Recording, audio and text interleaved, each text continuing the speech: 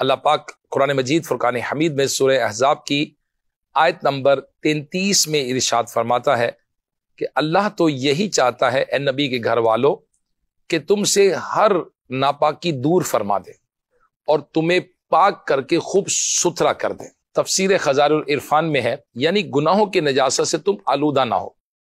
اس آیت سے اہل بیت اطہار کی فضیلت ثابت ہوتی ہے، ان کی پاکی کا خدائے پاک کرتا ہے بیان، آیت تطہیر سے ظاہر ہے شان اہل بیت۔ اور مزید اللہ پاک نے سورہ شورى کی آیت نمبر 23 میں ارشاد فرمایا، تم فرماؤ میں اس پر تم سے کچھ اجرت نہیں مانگتا مگر قرابت کی محبت۔ امام محمد بن احمد قرطبی رحمۃ اللہ تعالی علیہ اس آیت مبارکہ کی تفسیر میں فرماتے ہیں، حضرت سعید بن جبیر رحمۃ اللہ تعالی علیہ سے مروی ہے کہ قرابت والوں سے مراد حضور سید عالم صلی اللہ تعالی علیہ وآلہ وسلم کی آل پاک ہے۔ اب اہل بیت اطہار میں کون سی مقدس ہستیاں شامل ہیں؟ حکیم الامت مفتی احمد یار خان نعیمی رحمۃ اللہ علیہ فرماتے ہیں، اہل بیت کے معنی ہے گھر والے۔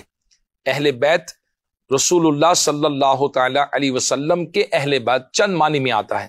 نمبر 1، جن پر زکوٰۃ لینا حرام ہے، یعنی بنو ہاشم، حضرت عباس، حضرت علی، حضرت جعفر، حضرت عقیل اور حضرت حارث رضی اللہ تعالیٰ عنہم کی اولاد۔ اسی طرح حضور صلی اللہ تعالی علیہ وسلم کے گھر میں پیدا ہونے والے یعنی اولاد پاک۔ نمبر 3، حضور صلی اللہ تعالی علیہ وسلم کے گھر میں رہنے والے جیسے ازواج پاک۔ نمبر 4، حضور صلی اللہ تعالی علیہ وآلہ وسلم کے گھر میں آنے جانے والے جیسے حضرت زید بن حارثہ اور حضرت اسامہ بن زید رضی اللہ تعالی عنہما۔ اللہ کے آخری نبی محمد عربی صلی اللہ تعالی علیہ وسلم کا فرمان ہے، اپنی اولاد کو 3 اچھی خصلتوں کی تعلیم دو۔ نمبر 1، اپنے نبی کی محبت، نمبر 2، اہل بیت کی محبت، اور نمبر 3، قرآن پاک کی تعلیم۔ حضور سید عالم صلی اللہ تعالی علیہ وآلہ وسلم نے فرمایا، میں تم میں 2 چیزیں چھوڑتا ہوں، جب تک تم انہیں نہیں چھوڑو گے ہرگز گمراہ نہیں ہوگے، ایک کتاب اللہ، ایک میری آل۔ سرکار مدینہ سرور قلب و سینہ صلی اللہ تعالی علیہ وسلم نے ارشاد فرمایا کہ کوئی بندہ مومن کامل نہیں ہوتا یہاں تک کہ میں اس کو اس کی جان سے زیادہ پیارا نہ ہو جاؤں، اور میری اولاد اس کو اپنی جان سے پیاری نہ ہو، اور میرے اہل ان کو اپنے اہل سے زیادہ محبوب نہ ہوں، اور میری ذات ان کو اپنی ذات سے زیادہ محبوب ترین نہ ہو۔ اولاد مصطفیٰ صلی اللہ تعالی علیہ وسلم کی کیا ہی نرالی شان ہے، یہ وہ بلند ہستیاں ہیں جن کے نسب جیسا دنیا میں کوئی نسب نہیں ہے۔